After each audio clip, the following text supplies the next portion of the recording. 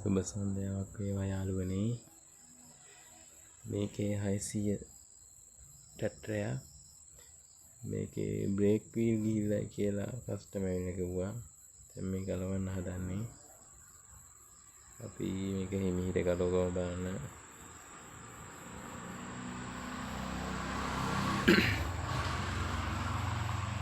මේ පෙට්ටිය ගන්න නම් හැන්ඩල් එකයි එන්ජින් එකයි අයින් කරන්න ඕන, වෙන් කරන්න ඕන.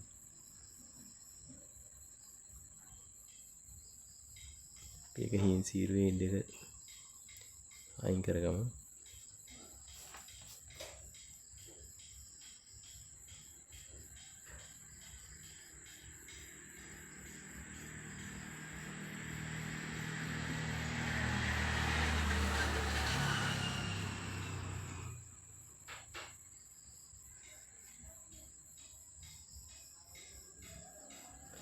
මෙතන යාළුවනේ හැන්ඩල් එකේ ඇනේ පොඩ්ඩක් තදයි.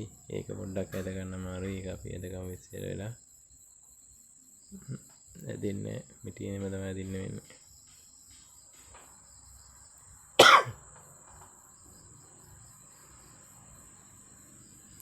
හරි යාළුවනේ. ඒකත් ඇදගත්තා. දැන් තියෙන්නේ යට හිච් එක ටිකක් තදයි. යාළුවනේ ගේන්න දෙන්න යාළුවනේ ටිකක් පොඩ්ඩක් හිට පුරු කරගමු. හරි. දැන් යාළුවනේ ගලවගමු. අනිත් පැත්ත පෙරලගත්ත ඔය ටික අයින් කරලා දාලා දැන් අපි මේ ගලවගමු මේ යන ටික. තදියක් තියෙනවා. ටයින් බලන්න.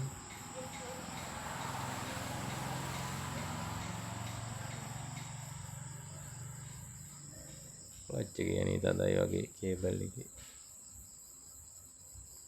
පොඩ්ඩක් ගලවලා බලමු.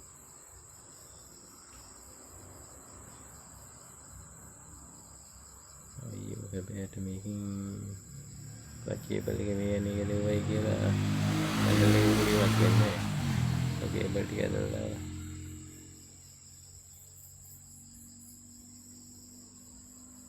දැන් හරි. එතන අර ගියර් දාන ඒ කූරේ පැටලලා තිබිලා තියෙනවා. අපි ඒක අයින් තියාගමු. දැන් බලමු අපි එන්ජින් එක වෙන් කරගන්න. ගියර් පෙට්ටියනුයි අපි නෑ අතට ටික පොඩ්ඩක් එහෙම කරගෙන දෙය කරමු.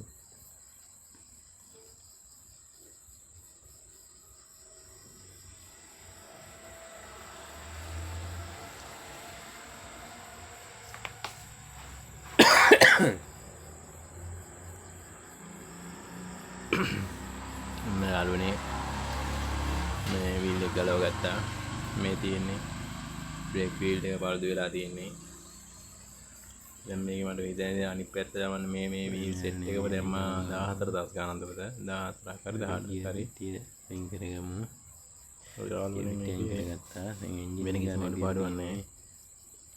මට හිතන විදිහට නම් මේ හරි මේ විතර කරලා ලිවර් දෙක වැඩි පුරා වෙලා දෙවිලා වෙන්න ඕන. බ්‍රේක් වීල් යන නැත්තම් බ්‍රේක් වීල් යන හේතුව කොහොමවත්ම නැහැනේ.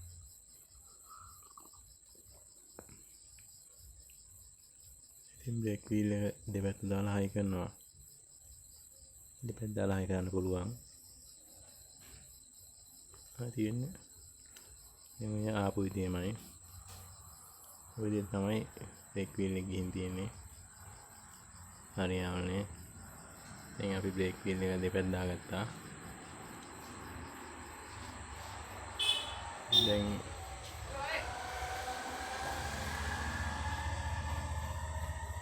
බ්‍රේක් වීල් සෙට් එක දාලා ඉවරයි. මෙන්න මේ විදිහට තමයි වීල් සෙට් එක වැඩ කරන්නේ. බ්‍රේක් වීල් එක කන පිට ගහලා වැඩේ ඉවර කරමු.